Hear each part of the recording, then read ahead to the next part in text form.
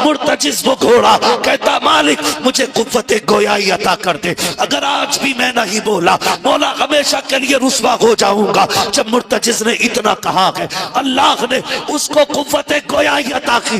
लोग कहते हैं हुसैन का घोड़ा कैसे बोल सकता है, वो तो जानवर है। मैं कहता हूँ अगर असहाब काफ का कुत्ता बोल सकता है तो क्या अली के बेटे का घोड़ा नहीं बोल सकता? क्या बात। मजाल है जरा सी नमक तेज हो जाए, रोटी कम पड़ जाए, बिरयानी ज्यादा हो जाए, रोटी कम रह जाए, फजीते करते हुए चलते हैं। हाँ हाँ, क्या खिलाया है उसने? उससे दो लोगों को रोटी सही से नहीं दी गई। वो बेगैरत तो रोटी की बात करता है। जब तू बारात लेके आया था ना तो 300 लोगों को हाथ जोड़ जोड़ के ला रहा था। चलियो वरना इज्जत रह जाएगी, चलियो वरना लोग जलील करेंगे। 4 आदमी बारात में आने के लिए नहीं थे। वो तुम्हें खुदा का वास्ता, जब बेटी वालों के घर जाया करो, आधी रोटी घर खा के जाया करो, आधी बेटी वाले के घर खाया कर। अगर तेरी आधी खुराक की वजह से किसी बेटी के बाप की इज्जत रह गई, अल्लाह कयामत में कम नेकियों के बावजूद तेरी इज्जतों को 4 चांद लगा। नारे तकबीर, नारे रिसालत। वाह वाह, बहुत खूब हजरत। हजरत कई बरातियों की जेब में जंजीरें हमने देखे, मोले लेके चलते हैं, नींबू भी चल रहे हैं, ये सारी चीजें लेके हम चल रहे हैं। ना करो, क्योंकि बारात का खाना 8 दिन की मेहनत नहीं, किसी बाप के 18 साल लगे हैं, किसी के 15 लगे हैं। ये तो उस दिन पता चलेगा ना जब अपनी बेटी की रुखसती की बारी आएगी, तब पता लगता है इज्जत क्या होती है। हक बात है, हक बात। तब पता चलता है जिल्लत क्या होती है। हाँ, मुखिया बना फिर रहा, कह रहा बोटी ठीक है, सब कुछ नाप तोल के इंच लगा के सारा लिया। और जब निकाह में इमाम साहब ने कहा, कह रहे कितने चल रहे हैं जी, तो मौलाना ने भी कह दिया जब सबके बढ़ने तो हमारे भी बढ़ा दो, 5 चल रहे हैं। ऐसे कूदा जैसे बरैया ने काट लिया। कह रहा तुम्हारे यहाँ नए तरीका, हमारे यहाँ तो 1500 चल रहे हैं। झूठ तो बोल ही देता है। चलें या ना चलें, बचाने की कोशिश कर रहे हैं। अच्छा, मैं भी कभी कभी सोचता हूं कि जो लोग 5 स्टार होटल में खा करके 100-150 रुपए टिप्स दे देते हैं, जब वो 3 रुपए 4 रुपए फायदा कमाने वाले सब्जी बेचने वाले से सौदा करते हैं, तो फिर उससे 1 रुपए के लिए क्यों लड़ते? मरे जाते। यार गरीब को दिया करो, गरीबों पे लगाया करो।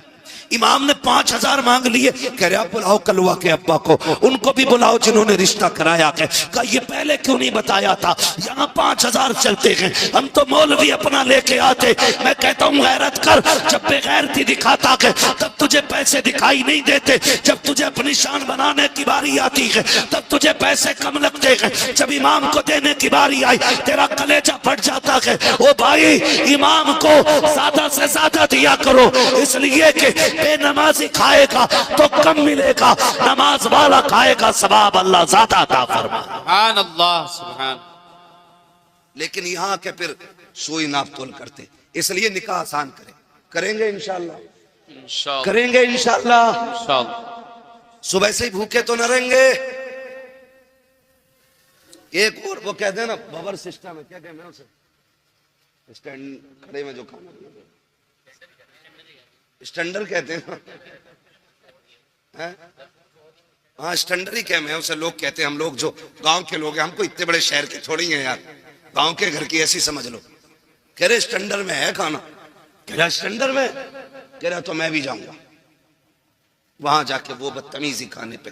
और फिर कह रहे खाने में बरकत नहीं हो रही। सुने, मैं गारंटी के साथ कहता हूँ सुन्नत के मुताबिक खाना खिलाया करो, खुदा की कसम बरकतें भी नाजिल होंगी और निकाह में खुदा की रहमतें भी नाजिल होना शुरू हो जाए। बेशक बेशक। तो मैं आपसे जो बात कर रहा था, मैं ये कह रहा था ये रिश्ते हमने इन पे बड़ा जुल्म किया। बेटी का रिश्ता, बहन का रिश्ता, माँ का रिश्ता, ये सारी हमने मजलूम बना दिए, सारी मजलूम बना दिए।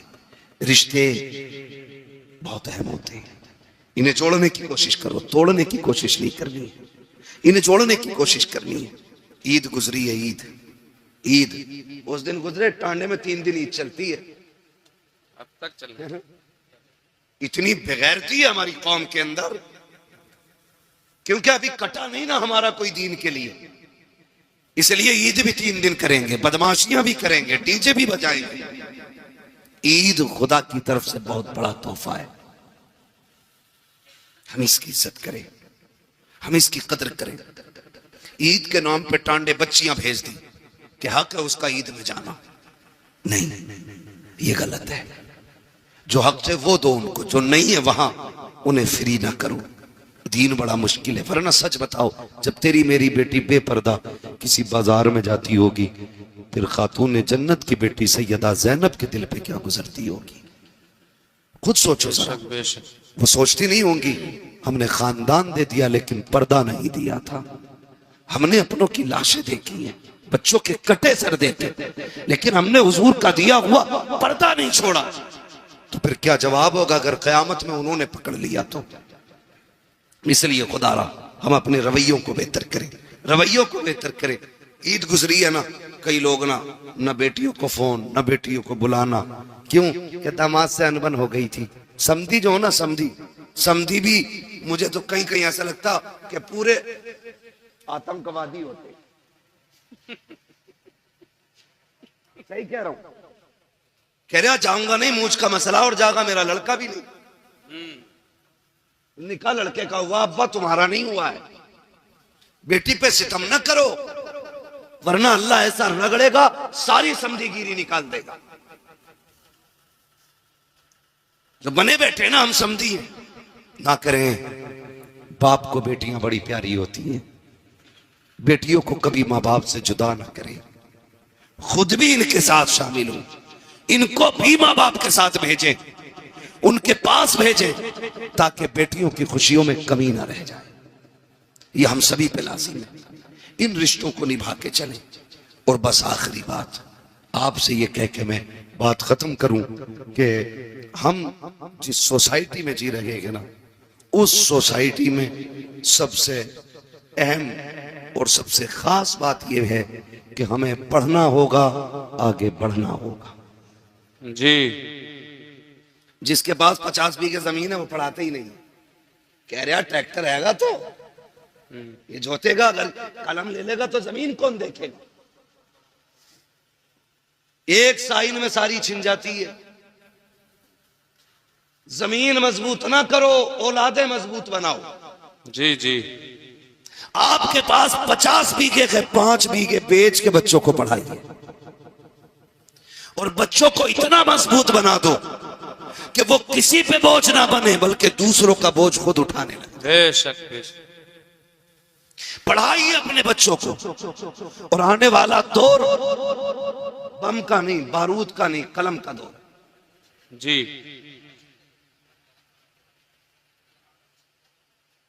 ये बातें तारीख लिखवाते समय बता दिया करो, ताकि हम ये बता दें कि हम ये कब सुनाएंगे। मैं चलिए मैं सुना दूंगा एक वाकया, जरूर आपका मन इस बात में रख लिया जाएगा। ठीक है, आप खुश रहिए। ठीक है ना? इन बच्चों ने बड़ी मेहनत की है, तो अगर ये चाहते हैं तो इंशाल्लाह वो मैं जरूर सुनाऊंगा। ठीक है, जरा कह दें या रसूल अल्लाह, या रसूल अल्लाह। और जोर से कह दें या रसूल अल्लाह, या रसूल अल्लाह। है ना? मेरे भाई ने पहले भी मुझसे कहा था इस बात को, तो मैंने कहा था इंशाल्लाह कोशिश रहेगी।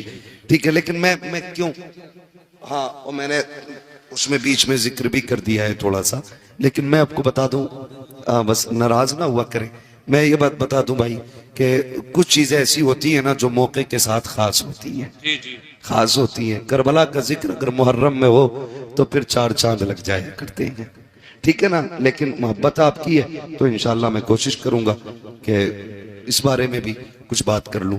जरा कह दें या रसूल अल्लाह, या रसूल। अब जो दौर है ना, मैं जो कह रहा हूं, अब जो दौर है वो दौर कलम का है। वही आगे बढ़ेंगे जो पढ़ेंगे। कब्जा हुकूमत उन्हीं की रहेगी जिनके हाथों में कलम होगा। हम जो तोड़े गए ना, हमारी जहालत की बुनियाद पे तोड़े गए। हम जो पीछे धकेल दिए गए, हमारी नाकाबिलियत की बुनियाद पे पीछे धकेला गया। हम पैसे देकर के हाई स्कूल पास करते और फिर कहते मुसलमान थे इसलिए निकाल दिया। हाँ, 10% ये वजह हो सकती है कि हमारे मुसलमान होने की वजह से हटाया गया, लेकिन 90% हमारी जो पीछे हटाने की वजह होती है वो होती है हमारी लाइल्मी। जी नौजवानों, किसी ऐसे स्कूल में ना पढ़ना जहां पैसे लेकर के नकल कराई जाती हो। खुद मेहनत करना, और इतनी मेहनत करना कि अपनी काबिलियत से हर एग्जाम को पार करके मनसब हासिल करो। लोग कहते हैं कि काबिल लोगों को नौकरी नहीं मिलती, मैं ये कहता हूँ किसी मर्ज का इलाज बन जाओ, मरीज दौड़ता हुआ खुद तुम्हारी चौखट तक आ जाए। बेशक बेशक। इसलिए तालीम पे सबसे ज्यादा गौर करना है, हमें पढ़ना है। आज हमारे लिए सबसे ज्यादा जरूरी है। और जरूरी नहीं है कि मौलाना ही बनाए, मौलाना ही बनाए, ये जरूरी नहीं है। दीन की बुनियादी बातें सिखाइए, फिर बेटे को IAS IPS बनाइए, फिर बेटे को आप एक दीनदार वकील बनाइए। उससे कहिए तुझे हक के लिए मुकदमे लड़ने हैं, तुझे सच के लिए कोर्ट में आवाज उठानी है। ऐसे बेटे बनाओ और फिर तैयार करो अपनी कौम के नौजवानों को। हर कोर्ट में जब हुजूर का गुलाम खड़ा होगा ना और कह देगा मुझे झूठा मुकदमा नहीं लड़ना, मैं सच के लिए लड़ूंगा, लोग सोचने पे मजबूर हो जाएंगे आज के गुलामों का किरदार ऐसा है तो फिर नबी के उमर का किरदार कैसा रहा हो। सुभान अल्लाह। इसलिए पढ़ेंगे इंशाअल्लाह। बच्चे बैठे, नौजवान बैठे, PUBG कितना खेल ले हो, बहुत दबा के खेलने हैं बच्चे। दबा के चल जाना, जिस कोने पे बैठ जाओ उठता ही नहीं। हाँ, हर वक्त यूं। क्या है ये, हमारा वक्त बर्बाद हो रहा है। कोई और कौम इतना नहीं खेल रही है, सच बता रहा हूं। हम रातों में चलते हैं, अगर रोड पे नौजवान मिले रात में हम समझ जाते हैं ये मुसलमानों का गांव है। और जहां वक्त से लोग सो जाते हैं हम समझ जाते हैं हम मुसलमान ही नहीं रहते, क्योंकि हमारा जो उसूल है ना वो बड़ा बेकार होता जा रहा है।